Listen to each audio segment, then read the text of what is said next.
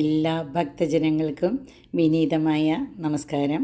അതുപോലെ തന്നെ എല്ലാ ഭക്തജനങ്ങൾക്കും നവരാത്രി ദിന ആശംസകൾ. ഇന്ന് ഇവിടെ പറയാൻ പോകുന്നത് നവരാത്രിയെക്കുറിച്ചാണ്.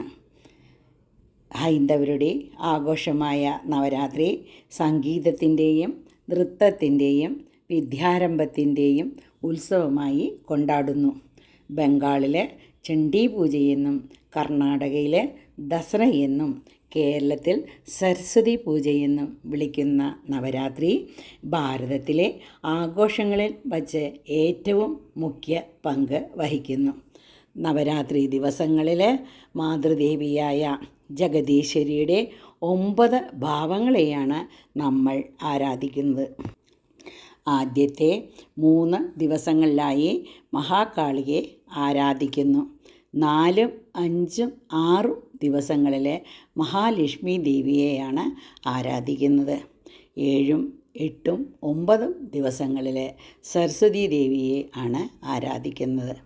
നവരാത്രിയുടെ ആദ്യ ദിവസത്തെ പ്രതിപദം എന്നാണ് വിളിക്കുന്നത്. പ്രതിപദം ഈ കൊല്ലം വന്നിരിക്കുന്നത് കന്നിമാസം 17-ാം തീയതി, അതായത് ഒക്ടോബർ 3-ാം തീയതിയാണ്. ഹിമവാന്റെ പുത്രിയായ ശ്രീ പാർവതി ദേവിയാണ് ശൈലപുത്രി.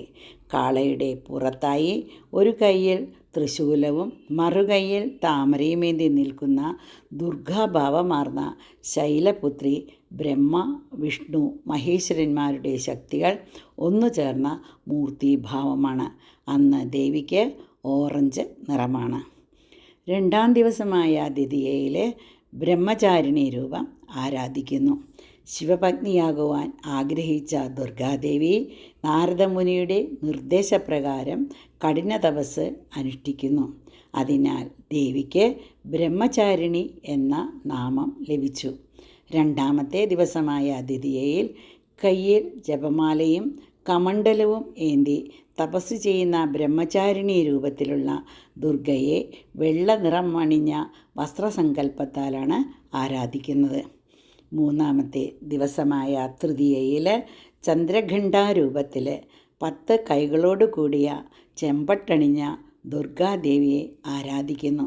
അർദ്ധചന്ദ്രനെ തലയിൽ ചൂടിയ ദേവി ശൗര്യവും ശക്തിയും പ്രദാനം ചെയ്യുന്നു. 4-ാം ദിവസമായ ചതുർത്ഥിയിൽ കൂഷ്മാണ്ഡ ദേവി രൂപമാണ് ദുർഗാദേവിക്ക്.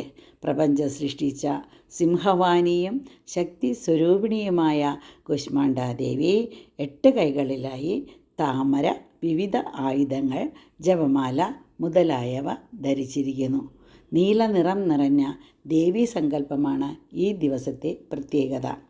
5-ാമത്തെ ദിവസമായ പഞ്ചമിയിൽ സ്കന്ദമാതാ ഭാവമാണ് ദുർഗാദേവിക്ക്. ബാലമുരുകനെ മടിയിലിരുത്തി അനുഗ്രഹം തൂകുന്ന ദിവ്യ രൂപമുള്ളതിനാലാണ് സ്കന്ദമാത എന്ന് വിളിക്കുന്നത്. സ്കന്ദമാതാവിന് 4 കൈകളും 3 കണ്ണുകളും ഉണ്ട്. അന്നത്തെ ദേവിയുടെ വസ്ത്രത്തിൻ്റെ നിറമായ മഞ്ഞ നിറം മാതൃത്വത്തിനും അനുകമ്പയ്ക്കും വേണ്ടി നിലകൊള്ളുന്നതായി സൂചിപ്പിക്കുന്നു.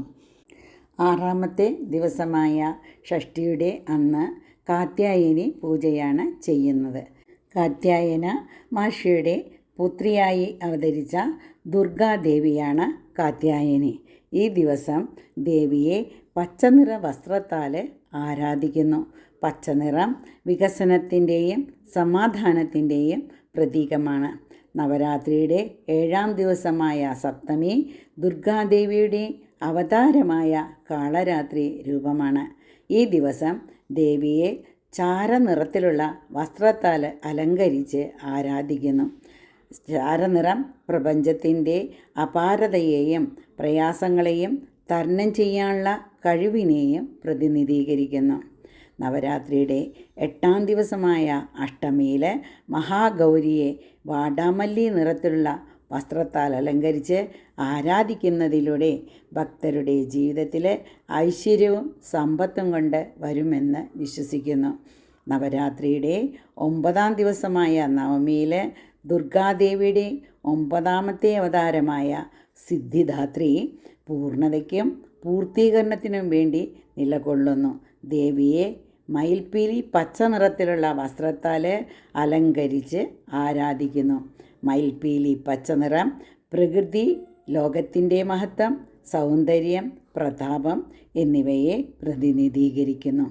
നന്മയും തിന്മയും തമ്മിലുള്ള യുദ്ധത്തിൻ്റെ നീണ്ട 9 രാത്രികളെയാണ് നവരാത്രി സൂചിപ്പിക്കുന്നത്. യുദ്ധത്തിന് ഒടുവിൽ ദുർഗാദേവി മഹിഷാസുരനെ പരാജയപ്പെടുത്തി. അസുരനായ മഹിഷാസുരനെതിരെ ദുർഗാദേവിയുടെ വിജയവും രാവണനെതിരെ ശ്രീരാമൻ്റെ വിജയവും വിജയദശമിയായി ആഘോഷിക്കുന്നു. തിന്മയുടെ മേലെ നന്മയുടെ വിജയത്തെ പ്രതീകപ്പെടുത്തുന്നു. നവരാത്രി ദിവസങ്ങളിൽ ദേവി ഭാഗവതം, ലളിത സഹസ്രനാമം, അന്നപൂർണേശ്വരി സ്തോത്രം, മഹിഷാസുര മർദ്ദിനി സ്തോത്രം മുതലായ പുണ്യ ഗ്രന്ഥങ്ങൾ മുതിർന്നവർ പാരായണം ചെയ്യുന്നതും അതിൻ്റെ വിശദാംശങ്ങൾ കുട്ടികൾക്ക് പറഞ്ഞു കൊടുക്കുന്നതും വളരെ ഉത്തമമായിരിക്കും. എല്ലാവർക്കും ഒരിക്കൽ കൂടി നമസ്കാരം.